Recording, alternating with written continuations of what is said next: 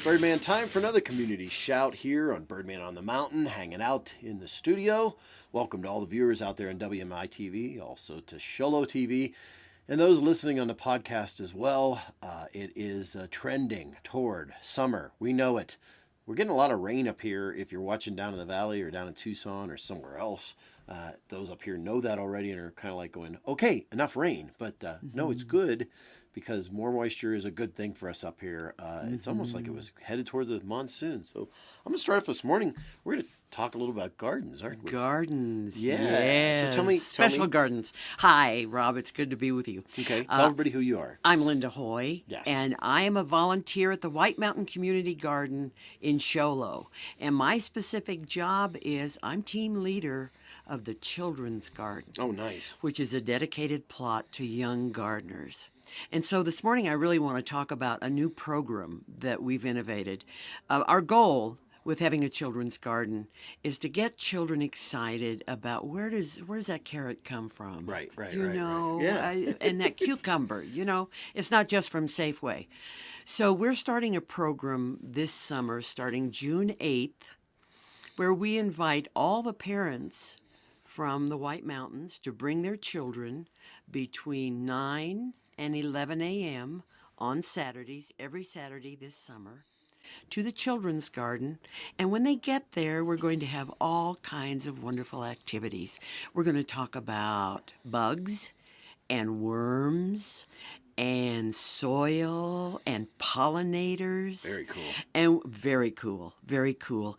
And we'll have crafts. You can paint your rock and take your rock home and put it in your own garden. Okay. My kids have lots and lots of rocks. What is it with kids and rocks? They need rocks. Children need rocks, and we supply beautiful river rocks, and they can paint them and take them home. Then you can plant a bean in a cup and take that home. Okay. We'll have searches for bugs and pollinators in the gardens. So there will be activities for children, and the effort is to get them excited about gardening and the miracle of what happens when you put a seed in the ground and it becomes a tomato plant and you can pick it and eat it. Very cool. Yeah, kids love that. They love taking things off. I know I got a little boy that just every single tomato, they can't get ripe because they're like pop, pulling them off. And the older one's about the same too. And then the other one, I think it's the blackberries that they really go after too. Oh yeah. So, and it's funny, I moved up here, I think, like 10 years ago. And I remember the community garden was at sort of, it was pretty well established by that point. But it wasn't really what it is. I mean, to see how much it's flourished and grown. It's extraordinary. Over the last 10 years. And crazy. Every time I go there, Rob, I learn something new from somebody. Awesome. You know, gardening is endless. You can never know it all. Okay. And so I want to start real young so that they can learn as much as they possibly can over their lives. Okay, and then there's also, you've got something else coming up too. That's not just the kids, and this is ongoing, correct? All the way through the summer, stuff like that. Yes, the Children's Garden, the open house is all the way through summer when the children are out of school. Okay, but there's a big event coming, isn't there?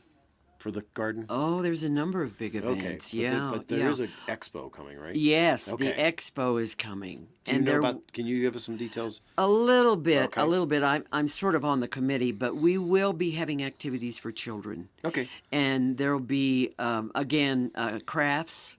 And we'll be introducing the children to the Children's Garden, but we'll also be having tours throughout the entirety of the garden.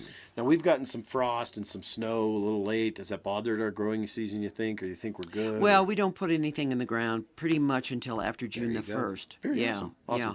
If we do, now we grow all year long in the high tunnel, and we put agribon over produce that is out in the help garden. Very cool. It is possible. Yeah. It's a lot of work, but the payoff, the mustard greens.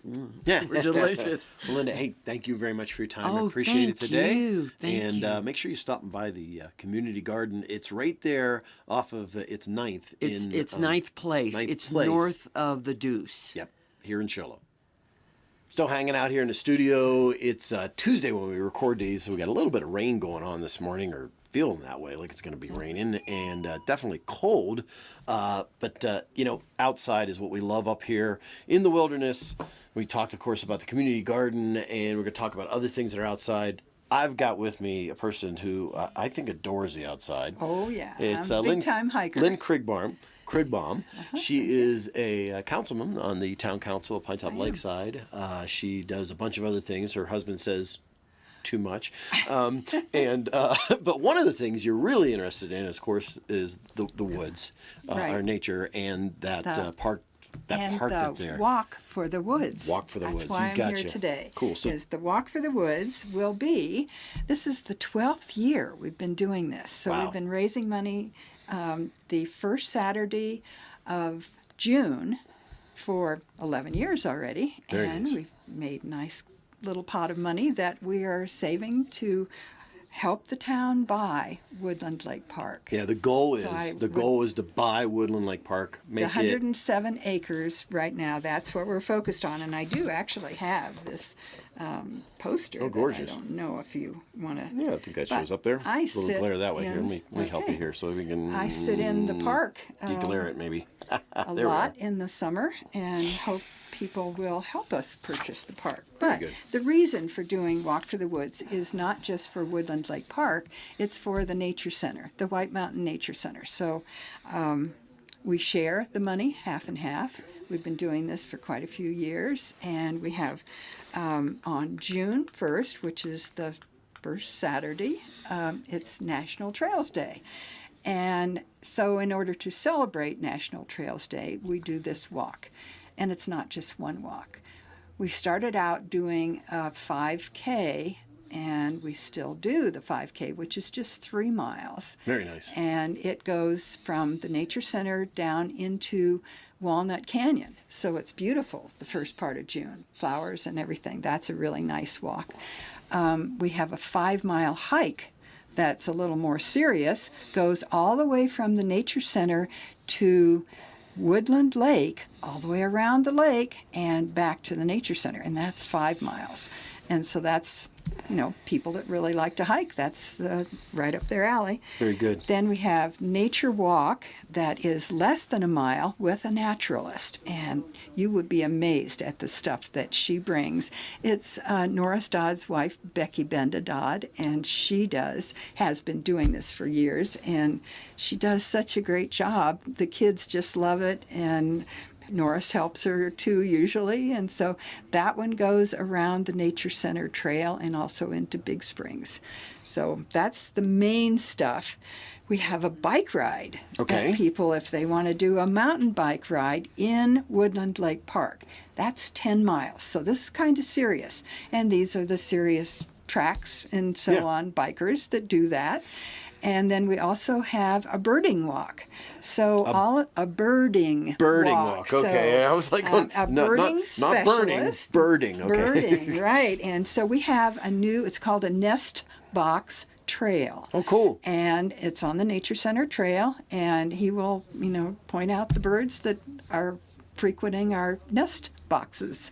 So that's a really neat thing. We also have T-shirts that are free. So this is an old one, a couple of years old. But the back of it, which is the important part. See if you can get there a little bit further around it. Good. Yeah, I think I can okay? see that. Yes. All yes. right. Yes. So the sponsors for this walk, which we've had businesses sponsoring from the very beginning. It's just wonderful. And so they get on the T-shirt. The T-shirt's free to the people who come and do the walk. Now, to register, which will be available starting tomorrow. This is Tuesday, the 30th of April while we're recording this. But tomorrow is May 1st. So when this airs, they will already be able to go on the Nature Center website, which is wmnature.org.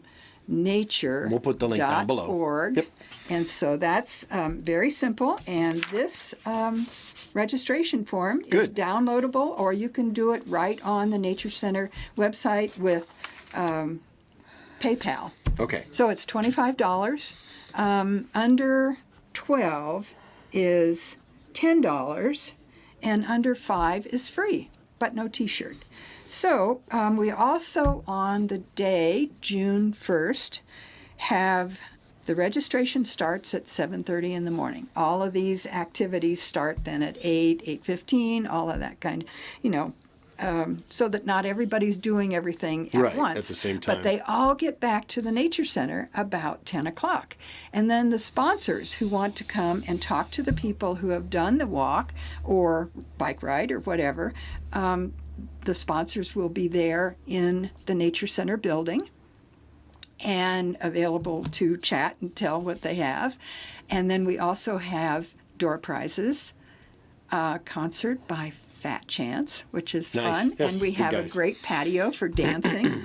And we also have a hot dog lunch, hot dogs and watermelon. And so just a really fun morning for families to enjoy. It's a good fundraiser that we've been doing for years. And did we mention the cost? $25 if you do it ahead. Okay, 25 ahead. And so day of is $30. Not a big deal. Very cool. So, Awesome. okay. Thank you. Anything else that we missed, maybe? I think that's about it. Very good. The money that the Save Our Park part of it raises Right. goes to fund the town's purchase of Woodland Lake Park. We finally have the appraisal. Yes. The Forest Service wants $1.635 million. Big amount. Yeah. But so, if we all work together, we can do it. yeah, it's little bits little bit. add all up, don't Right, they? they do. And I worked it down to the 107 acres. If you divide it into square feet, it's 35 cents a square foot. How easy is that? There you go. So, Very anyway, good. That's So Lynn where we are. Krigbaum, once again, for the Walk for the Woods. Yes. Thank you very much for your time. Thank you, Rob. I really appreciate being on. So hanging out here in the studio, and of course we talked about outdoor stuff. Now we're going to talk about some indoor stuff. And unless you guys are looking for an outdoor ballet, I don't know. Have they ever done that? That's not impossible. Whoa, there we go. See, now I've set the challenge. Here we go.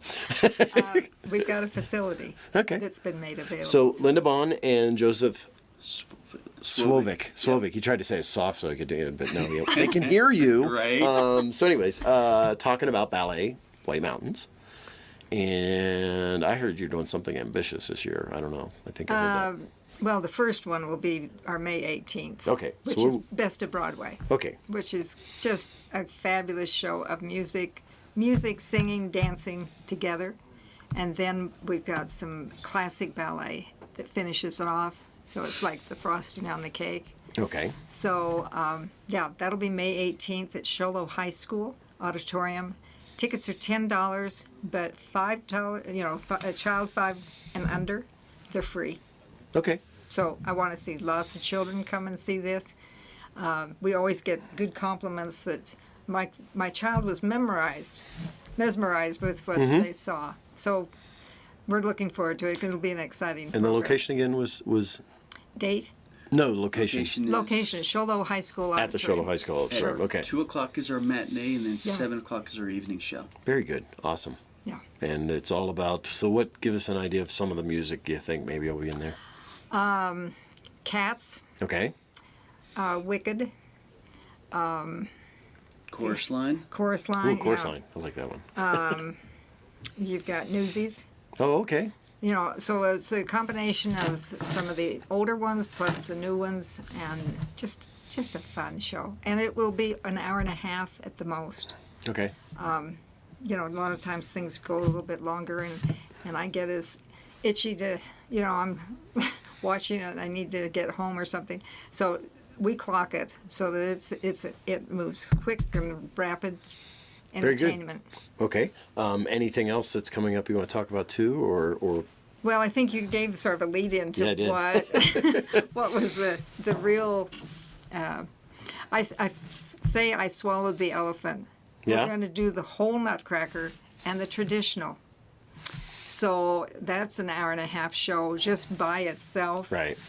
And I've figured out that probably it'll take around 100 people on stage Wow. to do that, plus all the costumes and choreography and And rehearsal. Rehearsal. And what's exciting too is we've actually had some more businesses that have joined us to help us to make this a reality.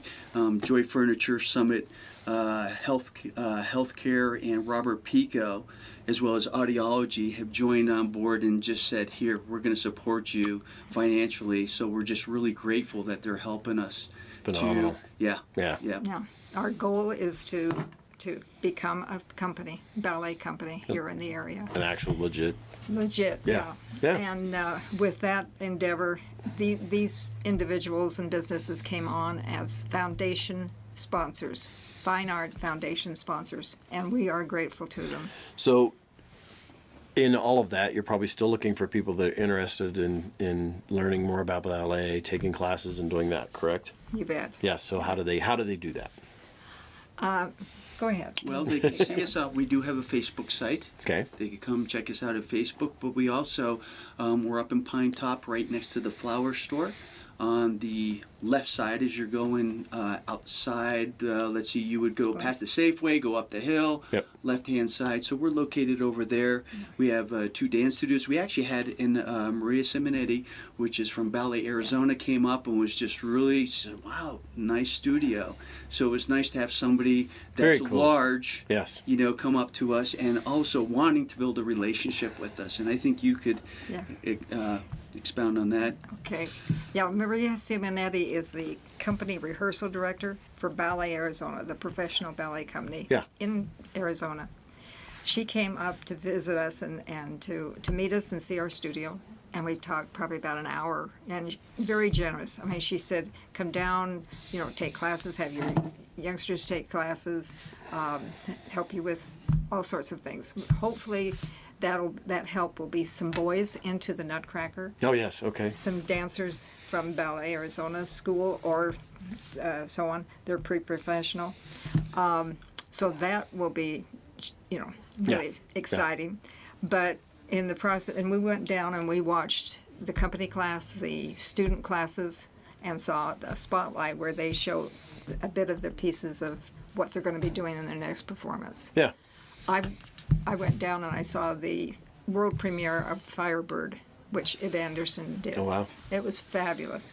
So, and in any case, the next thing we did was that we took 4 of our students down for the audition for their summer intensive that they have at their Ballet Arizona school. Which is international. Yeah, the audition itself was either by video or local. Right. Because Ib Anderson, the director and artistic director, and Maria went and auditioned students at big cities around the country. Yeah. We had our one girl achieve that. Very good. Abby Awesome. Merrill, and she will be going down for their summer intensive. It's a 6 weeks course, probably 5-6 classes a day. So lots of, you know, dancing for her. Very good things. Yeah, really Okay. good things. So find them on Facebook. It's Ballet White Mountains. Thank you very much. Anything else?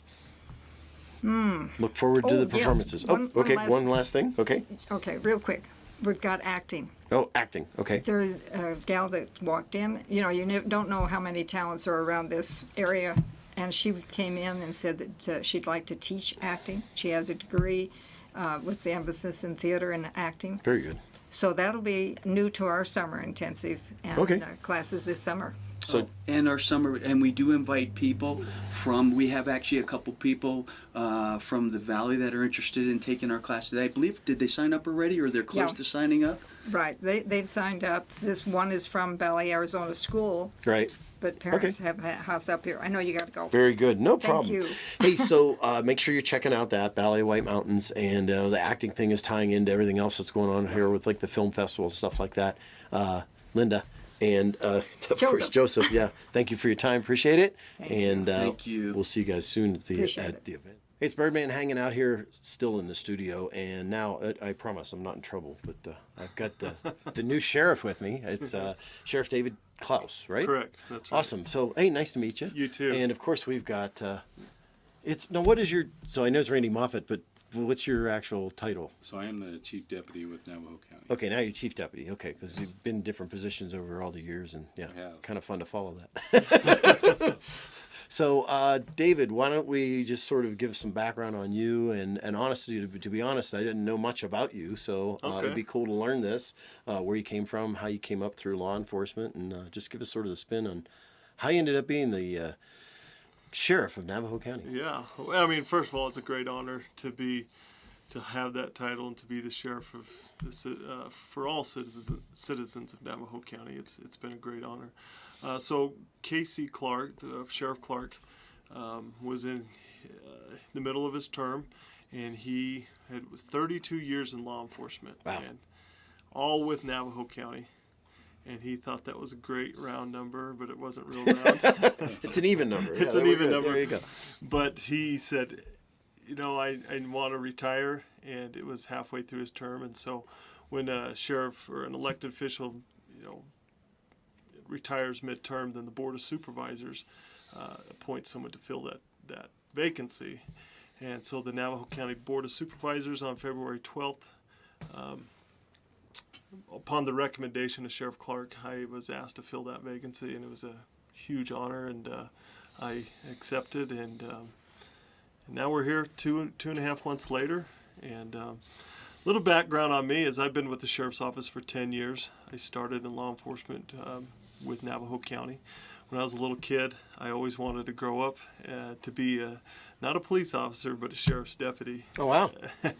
I had a lot of history in my family with the sheriff's office, so it was like I want to not only be a sheriff's deputy, but I want to work for the Navajo County Sheriff's Office. Right. So my grandfather and my great-grandfather were all sheriff's deputy. In fact, my grandfather was the sheriff, a couple sheriffs before KC was. Oh, wow. Okay. And so when I was a little kid, I looked up to him, and I said, that looks like the greatest job in the world. And so in 2009, I hired on with the Sheriff's Office and promoted to sergeant, detective sergeant, deputy chief, and then earlier this year, I was appointed sheriff. Yeah, cool. Okay, so what's some of the things that, first off, I mean, it's that you had to get your hands around to understand different between what you were doing and what you're doing now? What do you think the biggest differences have been? Yeah, I mean, you look back at it, and it's like, as the sheriff, you're doing more face-to-face with the public. As a deputy, you're out there responding to calls and doing the calls for service. But what I found is the public wants to know what we're up to. Not that they want to know what the sheriff's office is doing as far as in their communities, what Right. new programs and what new activities, how they can help us. And that's kind of been one of the things. I was like, we've got to be out there, always updating and giving reports on, hey, what we're up to and what we've been working on to help the Navajo County, help their community, their neighborhood. Right. I think it's important too, is because they put a lot of trust in us in law enforcement all throughout the country, really, not just here, but it's important that we report back to them and kind of give them updates on what we're working on. So, I come from a family of law enforcement. We haven't talked about this, but so when I make this statement, don't take it the wrong way. But other than stopping people for, traffic stops, because that's what most people think of when they think about the police. It's like, well, they're going to pull me over. Other than that, can you explain some of the things that you actually do as a sheriff's department so people can get a better understanding of the service set? That's a great question, because everybody's most contact you have with law enforcement is a traffic stop. Yeah. And quite honestly, I look back at Randy's he was a career as a motor in cool. Prescott, Nice. Rode the motorcycle. Right. So he can say, well, that was 100% of my job. It was at the time. But as a deputy sheriff here, it's not a scientific number, but roughly 20% of what they do is directed in traffic, and that's it. Right. We have a couple traffic enforcement units, but your average deputy, they're doing a lot more than that. One, patrolling. When we say patrolling, they're in the communities that we serve and protect. We want them out. That's why we give them car computers, and right. That's why we give them the equipment and cell phones and radios, is so that they're not in a substation, but they're out in the community. So one, we want them driving around, just having a presence, deterring criminal activity. Two is they're responding to calls for service. When we call a call for service, whether it's an alarm, whether it's a burglary, whether it's a suspicious activity. Last night I remember driving home on the radio, there's a lot of chatter for a burglary in progress. Yeah. And so that's... Your deputy down here in the south part of the county is going to respond to 6 to 8 of those calls per day. And so that's a large portion. Going to the schools, I'm have a big push that We have school districts that within Navajo County, and not even those that are in the county, but we have residents that live in the county but go to school, say in Blue Ridge. And I want them in the schools. I want them walking around in the schools, school activities. That's where if there's a large game or something, that's where everybody's concentrated at. We need a presence there. So they're going to calls, they're going to activities, community functions. Right. Some other things is the sheriff's deputy is the process server, or we're officers of the Superior Court. So we're serving a lot of orders of protections, injunction against harassment, divorce papers, and things that come out of the Superior Court. Right. We're having to serve those. We're also collecting back taxes that come out of the treasurer's office on properties and trailers and different things like that. So that's a lot of portion that people don't see us out doing. Yeah. We have a drug task force that does some other undercover stuff. We've got a criminal investigations unit that their just primarily focus is on our large profile crimes, crimes against children, or sexual assault crimes, or suspicious deaths or homicides, and they never do a traffic stop. Right. Those guys are working, and they're taking a large caseload. Each month they're taking on 12 new cases on average, and so there's so much more to it than just the traffic. Hey, talk to me about since you guys have been out there and you deal with this almost day in, day out. And over the years I've watched, and what it seems like is a lack of respect, and not just for police officers, but just a lack of respect of humans towards other humans. Is that accurate? Are we trending like it seems like a less respect? Or are we just seeing more focus on it because of social media and stuff like that? I think you're right in both, and Randy, you can chime in on that. I think with social media, we are now in front stage of everybody's life, right? Right. And so we see more that maybe we didn't see before. So I think that's accurate. And two, Navajo County does have still very traditional values of teaching people of respect. Good. I see that here. I see that we're not with the trends of large cities or urban areas, but we do still see some of these cases where outliers and stuff. I remember as a deputy, and I don't want to sound negative here, but you used to. A deputy walking through the school or a police officer used to get this awe of like, he's really here. That's still there, but there's also some of those cases. I think that comes down to some of the media portrayals we've seen, and then some of the some of the movies and things. It's all seemed to have. The sheriff. Sheriff has a unique position within the political atmosphere and the actual atmosphere of laws and enforcement in the United States, because the sheriff sits in a very unique position that they actually oversee more laws than any other position. Mm-hmm. So, it doesn't matter if you're a state trooper or if you're a FBI agent or something like that. Your laws, you got to do the laws not only for the United States and the state, but the county, and then jurisdictionally the local authorities too. So. And there's a lot of other things that go with that: search and rescue, waterways. Yeah. I mean, a lot of sheriffs that have. We have some here, but there's some sheriffs throughout the state have a lot of waterways. And this area has. I grew up on the East Coast. This area has a legit sheriff's posse that goes out and actually aids in the search and rescue and the other beneficial things that help people whenever they're in need. So we're really proud of our deputies. Quite frankly, we had a case that we just worked recently just east of East or on Concho Highway, and the way we treated the individual once he was apprehended, with the respect and giving him respect, he actually commented, I've been accused of a lot of things. Wouldn't it be nice if I just took you guys around and showed you everything that I did? And he literally he drove our deputies around for the rest of the day, and we were able to solve a ton of victim crimes. And that was all because we treated that individual with respect. If we would have treated him a different way, he would have shut up and not know that. So. And that's something people need to understand, that respect, that give and take thing there, and that's why traffic stop. Back to that. So let's talk about the one that's probably going to be a touchy one. It's not going to be enforceable with a fine for a couple years, but when do you guys start pulling people over and saying, "Hey, did you know you can't hold your phone anymore while you drive. So we, when was that? About last Tuesday or Wednesday of last week. About a week ago today. And that same day, we sent out a thing on our Facebook. Hey, we're doing this. And then the deputies, we sent out the actual statute from the Arizona legislature website and said, hey, get familiar with it. And put it out there, start today. We're doing some DUI task force operations with the summer season coming. Cinco de Mayo this weekend. Yeah.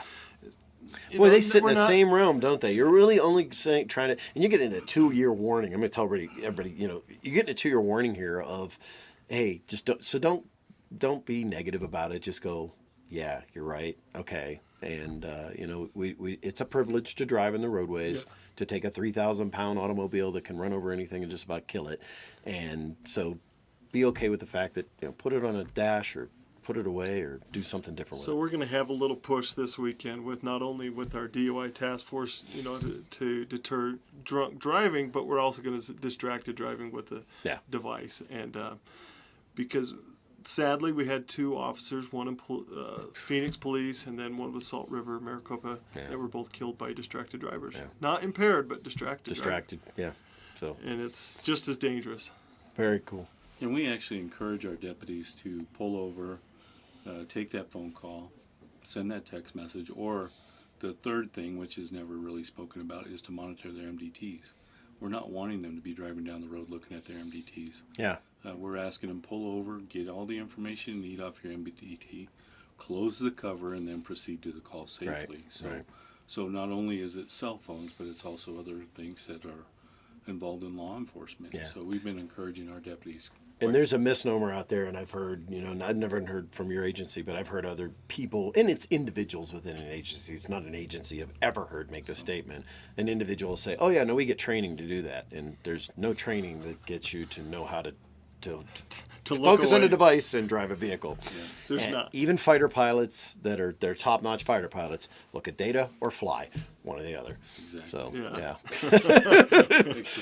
so I guess the training would require a third eyeball or something. Yeah, I think it's another person. That's why they have flight navigators for bombers. Yeah. So awesome. Hey, thank you, gentlemen, very much for your time. I appreciate it. Thank you, Sheriff. Yeah, thank you. And thank you, Chief Deputy. Thank you. And this is Navajo County. Still hanging out here in the studio with me now. I've got with Navajo County Public Health Services District, Allison Hephner. How are you? Good, thank you. I just wanted to be quick. Yes, I wanted to talk about a couple events coming up in May. Just a reminder, we have Public Health and Children with Special Healthcare Needs is partnering with First Things First and PBS Kids to do the First Things First Early Childhood Conference, which is May 18th, Saturday, at the MPC Performing Arts Center, Silver Creek campus in Snowflake, and then lunch will be served at the Our Lady of the Snow Event Center. And this is open to early childhood educators as well as anybody who works with children even older than that. And there is an Eventbrite to sign up for if you're not an early childhood educator, but you do work with children K and above. Please come. It's going to be great information. There's a lot of trauma-informed care there. That's one. Okay.